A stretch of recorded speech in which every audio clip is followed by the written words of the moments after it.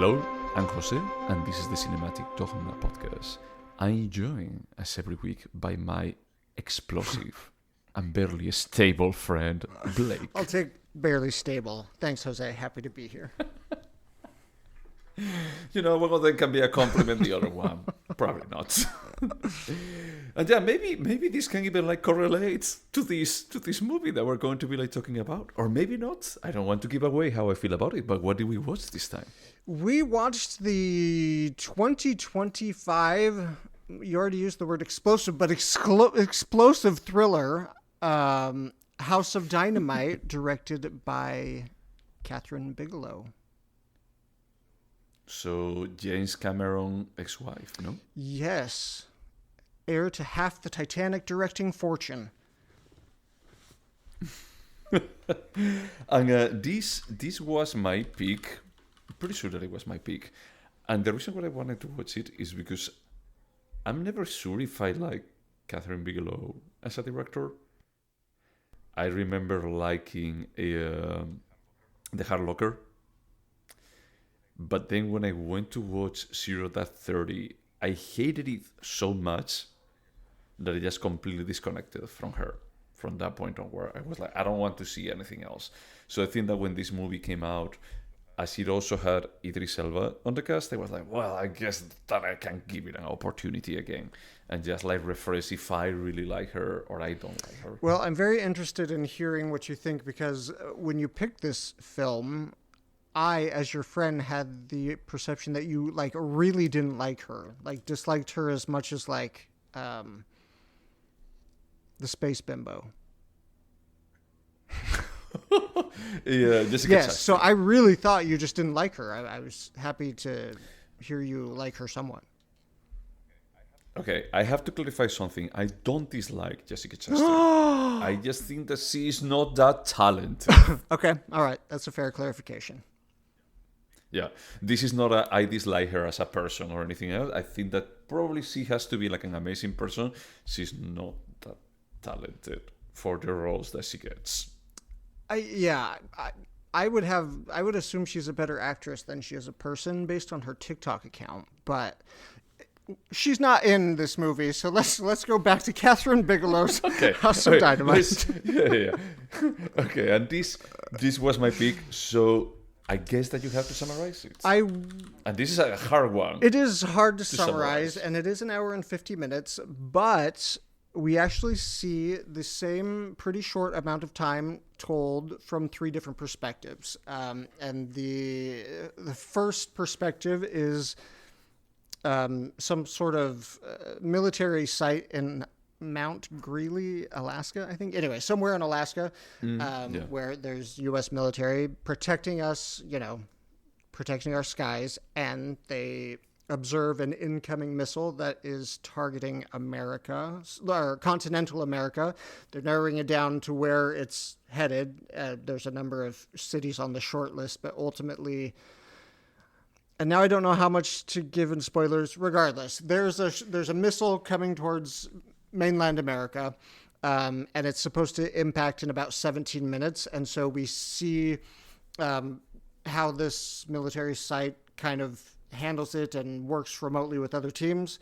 And then we see, after we see that perspective, we see the same events happening from the perspective of a team in the Pentagon. Keep me honest. Yeah, so in every retelling of the story, we see more than a single side. So it's that we see the military base. We also see a situation room on the second is on the Pentagon, and also a secretary of intelligence. And then on the third retelling is actually the president. And I think that is only the president on the third one. Yeah, which makes sense. Yeah. So, yeah, and in each one of them is there are gaps on the story. There is we don't know, for example, the Secretary of Defense disappears on the first call, and you don't know what happens. So on the second retelling, that's on the third retelling. Is the President and Secretary of Defense? I don't remember which one it was, because we see a lot of stuff repeated multiple times. Yeah, but it's we hear the VC that they have, the video call. and we hear gaps, or we hear it's like we don't know what else like happened there, So yep, I think that's enough. It's three retellings of the same event that is like a nuclear attack coming towards like mainland. And all of it is super high stakes. Obviously, it's like 17 minutes until a missile hits a major U.S. city, and Kathryn Bigelow spends like no time ramping up. You kind of just hit the ground, and then it's just like go, go, go for an hour and 50 minutes. Yeah. I mean, it see that like from time to time, like when they use some acronyms, not all the time, but sometimes she could actually like just put it on the screen and then extend them to just say that it's like, hey, this is what they mean when they're using this acronym. Which was helpful because they use a lot with them. Oh, yeah. And I think that's enough for summary, honestly. Yeah, I think that's it. It feels a little bit light because it is a long movie. It doesn't feel super long, but it's not like a 90-minute thriller for sure. Yeah. So, did you like it? I did. I think it's a very competent and well-made film. The story doesn't speak to me specifically just because, well, war films in general, they're just not really up my alley. I will say that the repeating of the same 17, 20 minutes from different perspectives has a lot of pros and cons to it, right? But for me, ultimately, it lost some of the urgency and momentum that I think Kathryn Bigelow really wanted to keep up towards the end. Yep. By the time we see the president's perspective, I've almost just lost interest a little bit and being like, I don't know what's going to happen, but I don't know that I care anymore. Yeah. Sorry. No, please. Were you done? Yeah.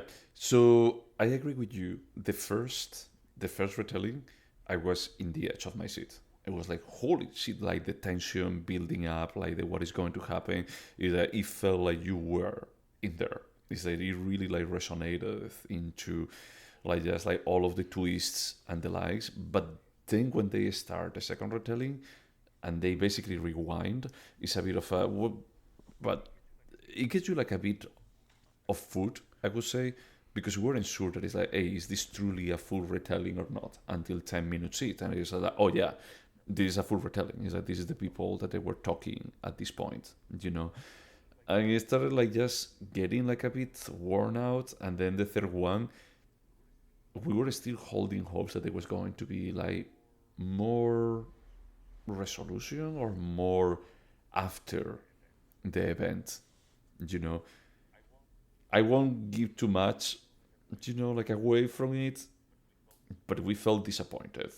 We felt like, okay, the third retelling, we understand that it has to be there, but maybe you could have done this twice only, or you could have done it as just like a continuous story. And it's true, it's like, hey, this is everything that is happening on those 17, 20 minutes, but it doesn't work that well for me when you are like repeating the story like so continuously. And it's a short story like this one. Yeah, I mean, you have to assume that she chose this type of storytelling structure because she wanted to reveal things little by little, right? And we get a fuller and fuller picture as we see the different perspectives, which reminds me, of course, of Blow Up and what is the Francis Ford Coppola film about recording the conversation? The Conversation. Oh, The Conversation. But because the structure is so non-linear, non-traditional, I have to assume that was the point. But unlike those other two films, she wasn't quite able to keep my interest in the way they were. Yeah. So let me just give you another example, like more recent, about retellings, like with a bit of overlap between the stories. Weapons does that. In Weapons, is like when a character interacts with another, we see like first their perspective, and then on the next character, we see the other perspective. That I felt is like, hey, this is really well shot, and it's giving you like a bit of a, now we're doing a bit of this character study now. It's like, now I want you to pay attention to this person instead of the other. In this case, I just felt like that, hey, this is not really needed, to actually like sequentialize it in this way. You can just do it like in parallel, because at the end, the point of the story is that we live in a very fragile, like balanced world. There is at any second is like something like a nuclear attack could happen, and and we are 20 minutes from actually retaliation or no retaliation, and then escalation, and maybe the end of the world as we know it. So it's almost like all of these three stories, they have like a small piece or a small like windows towards the regular life, about like all of these people that they're involved in the events, and they need to interiorize that is like, oh, this is the situation that we are in. But when you retell everything again, for me it felt like a tease more than anything else. That is like, I want to see some kind of resolution. I understand that that's not the point. The point is just like bringing home that we are one button away from destruction. I'm not disagreeing with you necessarily, but if the message is really that simplistic, did we really need an hour and 50 minutes? I don't know. I'm just trying to wonder, like, I guess I respect Kathryn Bigelow as a director, particularly of action films. She knows how to build tension and all of that. But seeing where the story stopped, I have to assume that she just wanted this to be a pure thriller with the most boring moral of the story.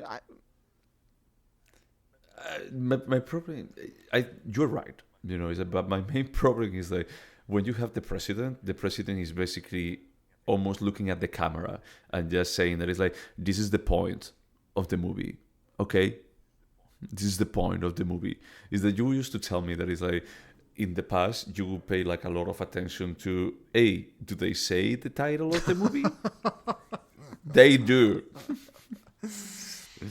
So this is a movie that I feel like the first act, I was like, holy cannoli. This was like a jolt of energy. I got to the point of saying that it's like, oh wow, Rebeca Ferguson can act.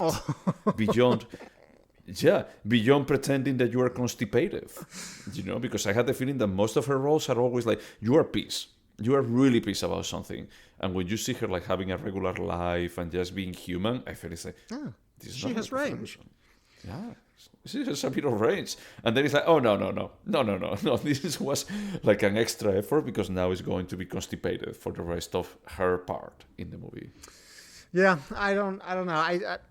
I guess I just feel like there's some gravitas or some import behind Zero Dark 30, and particularly the Hurt Locker, right? Because they were based on real events. And so without that kind of real life stakes, this just felt a little what's the point, I guess. And maybe it's just supposed to be a adrenaline fueled thriller. If that's the case, then for me it drags a little bit towards the last 1/3 of the film. But overall, I think it's entertaining. It's entertaining. For me, it's just disappointing. I had a time watching it. I'm not going to say like a good time, but it started like, oh my God. And then it's like, I just got so tired. It just felt like a wasted opportunity. That is like, hey, if you were going to be like doing this, like just treating the story like this, there were better ways to do it, that they don't end up like with the audience saying that it's like, wait, seriously? A third time? Retelling the same shit? Is like, were you like so focused on just being realistic around like the 20 minutes? Because it's not 20 minutes. It's a lot longer. It's one of the sequences longer than that. That is like, okay, this is almost like anime time. I was telling my boyfriend that it's like, this feels like Dragon Ball, honestly. Like, where they have like combats that they last for weeks in real world time. Oh, I see. Yeah. So it was like, sure. Yeah, I don't get it. It's like, I don't get like why you came up with this format for this idea. And did you know, I guess, that it premiered at in competition at the Venice Film Festival, and it was nominated for the Golden Lion? Like, it's a well put together film. I'm not arguing against that, but like the best of the Venice Film Festival, I don't. Didn't Almodovar win with The Room Next Door? I don't keep track of the Golden Lion that much, so I don't know. But Wikipedia can tell me 2025. Werner Herzog and Kim Novak won. Oh, okay. But it doesn't say what for. That's weird. Okay. Oh, no. Sorry, that was the Golden Lion for Lifetime Achievement. For the 2025 Father, Mother, Sister, Brother won, which is the new Jim Jarmusch film. The Jim Jarmusch, yeah. Oh, but yeah, 2024. So you were right. Won last year. For The Room Next Door. Yeah, won last year. Yeah. So yeah, I was like very confused with this movie because I don't remember the last time that I watched a movie that started so strong that it dragged me so much in, and I ended up like saying like, "Fuck you." Yeah. When it was over and it says like A House of Dynamite, I was like, "Fuck you." I guess that's a good way to describe it. The film has a lot of promise and enough entertainment that it'll sustain you, but overall, it's just kind of your average entertainment, I think, with a little bit of directing flair. What pisses me off is that I think that this movie could have been better. I'm already giving away one of the questions, but it's I had a feeling that is that it has all of the elements. You know, this is not like a Mank or something like that from Netflix. That is like we give like a lot of money to a famous director. I'm pretty sure that they will figure it out, you know, and they end up like with bullshit projects or The Irishman. Is that this a bit of hey, no, this has really good elements, but holy shit, is that no one reviewed this? No one like got into the edit room and said that it's like, what the fuck are you doing? I mean, it's based on a novel, right? I wonder, is that true? Did I just make that up in my head? It's written by Noah Oppenheimer, and it does not look like it was based on a novel. Huh. There you go.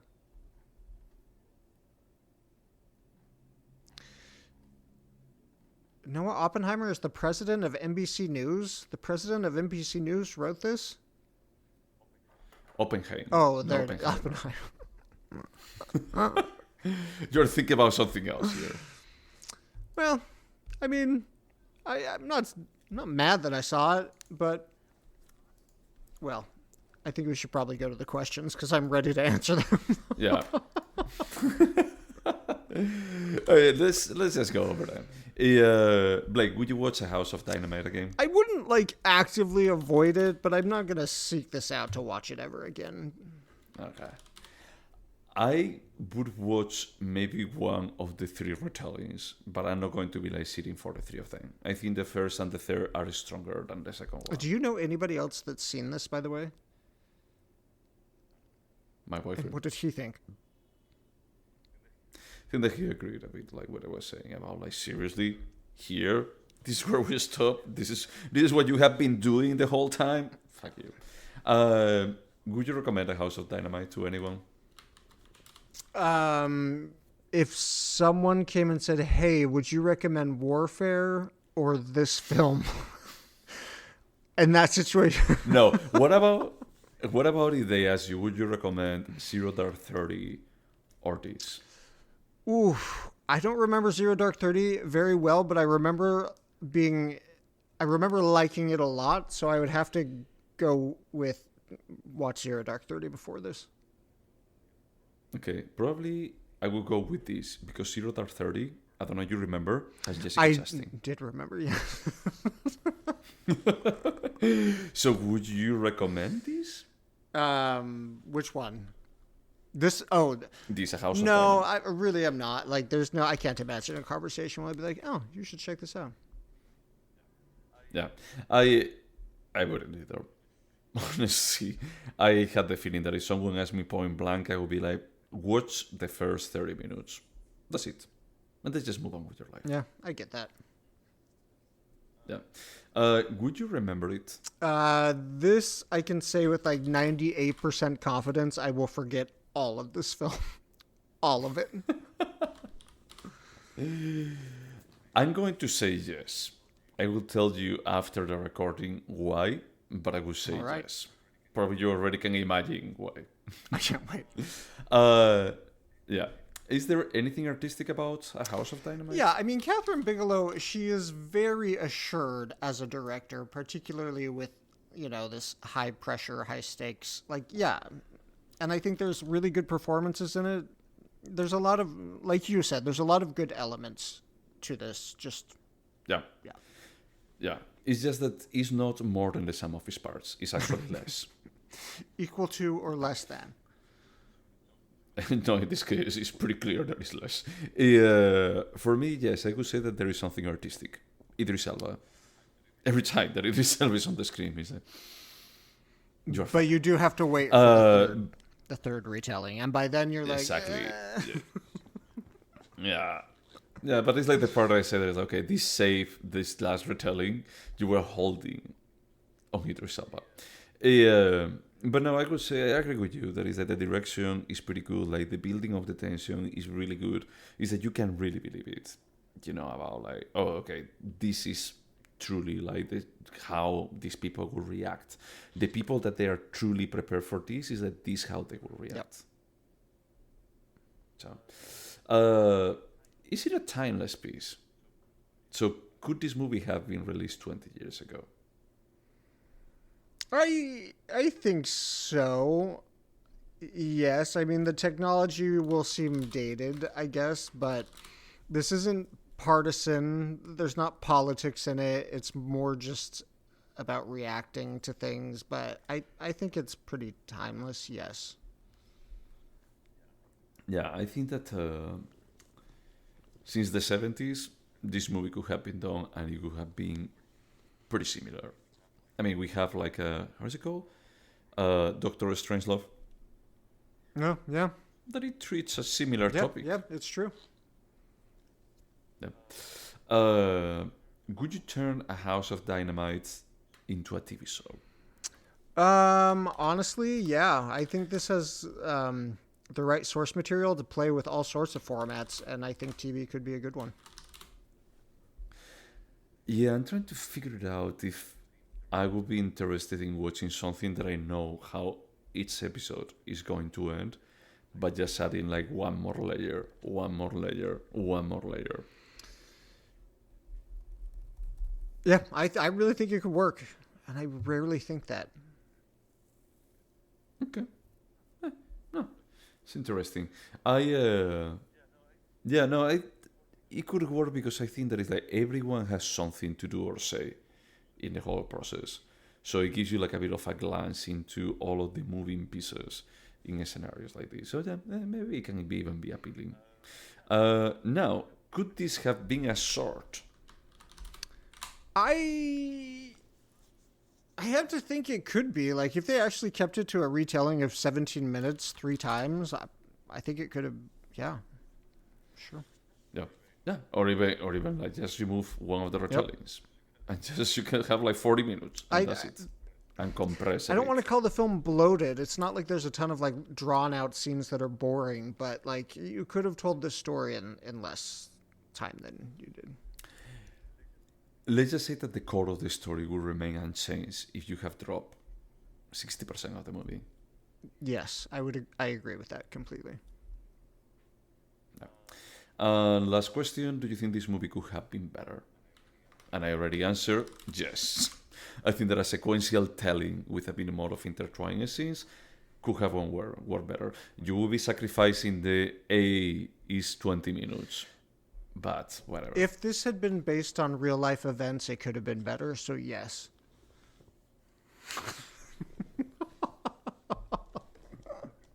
Okay.